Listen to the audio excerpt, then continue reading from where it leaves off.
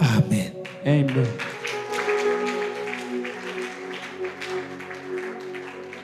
Kubera ko dukoze igikorwa cyiza, Because I've done this wonderful duhawe activity, umugisha na poromosiyo yo kuzaza dusengera imihanda yose minini igiye gukorwa ipiganirwa ya za miliyari. we have been given the blessing, the promotion to pray for other roads that will be constructed with budgets of billions.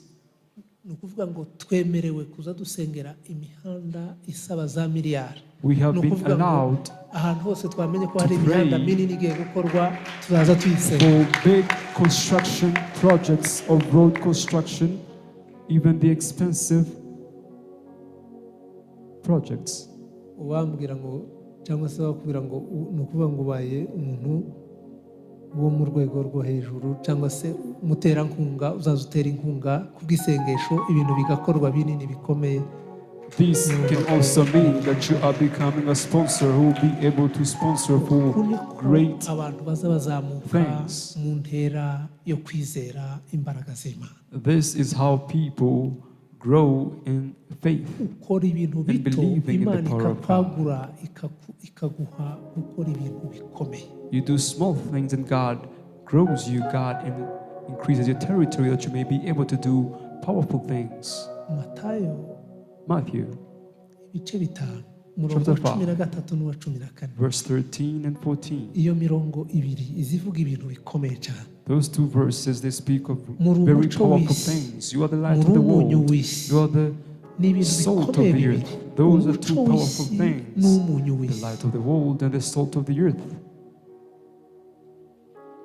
Haleluya. Ni Hallelujah. ukuvuga ngo turi abantu b'Imana, turi ubwoko bw'Imana, turi This means abakozi we are the people b'Isumba of God. byose. We are the servants of the Lord Almighty. Amasengesho azaduha ku imbaraga zo kubasha kuzimya, guhagarika, gucecekesha. Prayers give you the ability to quench, to stop, to prevent, to silence.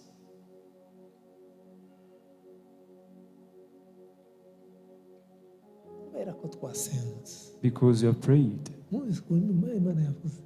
Do you understand what God has said? Yarimo inyongorera imbwira ngo He was whispering to me, telling me, kubera ko mwabishizemo amasengesho, because prayer is engaged in it, abatazabishiramo uruhare rwabo, people will not contribute for their part. umuhanda numara gukorwa ibintu bituje bimeze neza, After the road is constructed and all things are going well, bazimuka, they will have to relocate.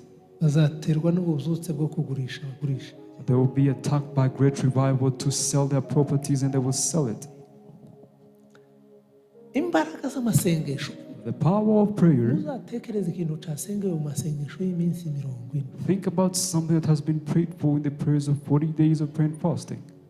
Mutekereze amasengesho y'iminsi 40 yatambutse ukuntu ari menshi. Think about how the seasons of 40 days of prayer and fasting that have Ariko tukaba twavuze noneho ngo turabikora.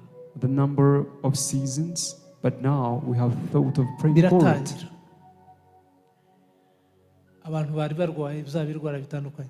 The people who are Muracarwaye cyangwa mwatangiye gukira. infected with different sicknesses, are you still infected or have you received healing? Indwara Disease ni ibikoresho are Satani tools that the devil akoresha kugira ngo uses amare imbaraga abantu bitirirwa izina ry'Uwiteka, to drain the power of the people called kugira by the ngo name of the abantu Lord. bagire ubwoba, Those Satani people may babikemo be ubwoba. afraid, the devil may put his fear into them. Ariko ugomba kwitoza kwatura neza, However, train yourself how to have good guhamya utterances, neza, to utter firmly. amen, Amen. haleluya. Hallelujah. Je nta kintu na kimwe nza nkora ndasenze, There is nothing that I do without prayer.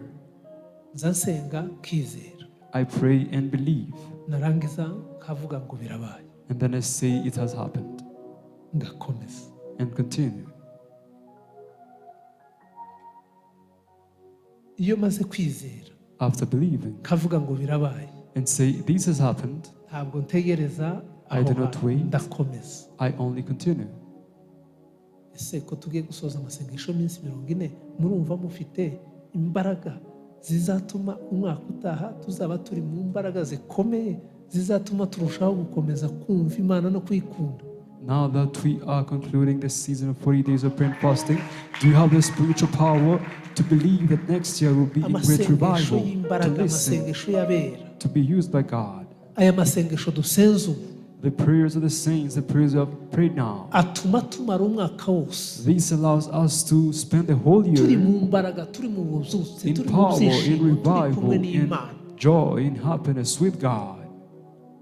Mu kanya kashize A short while ago, nakererejwe n'abantu barimo binjira I delayed because of muri the people who were sekretariya, entering. ntabwo bari barimo, noneho abantu basohoka abandi bakinjira, basohoka abandi bakinjira, noneho hazamo umwe arinjira The people arambwira were ngo going out ntabwo and nyibuka nigeze kugera hano rimwe kera, someone came into the office and told me, narabaye pararize, you do not remember me, but a long time ago Uransengera. I came with a problem of paralysis and you prayed for me. narabaye pararize, When I was paralyzed, naragiye abaganga barambwiye ngo when the doctors had told me, tuzakira, you'll never be ibyawe healed. byararangiye, For you, it's over. ngo kugeza ubwo abaganga babiri bashwaniye imbere yanjye, To a point where two umwe akabwira doctors mugenzi we ntari kuwaretse kumubwira, fought over my case. akambwira ati ntabwo uzakira, byarakurangiranye. One of them was telling me, it is over for you, you will never heal. Noneho kubera ko yaje nkamusengera arambwira ngo urabona sa n'umuntu wigeze ndwara. Now because I prayed for them, they asked me, do I look like someone who was ever Ntabwo paralyzed? nyibuka ariko ngarutse imbere yawe nje You don't gushima remember me, but I kukubwira came ko before Imana you yakoze to praise ibitangaza, God, to tell Ndi you, muzima. to let you know that God has performed a great miracle.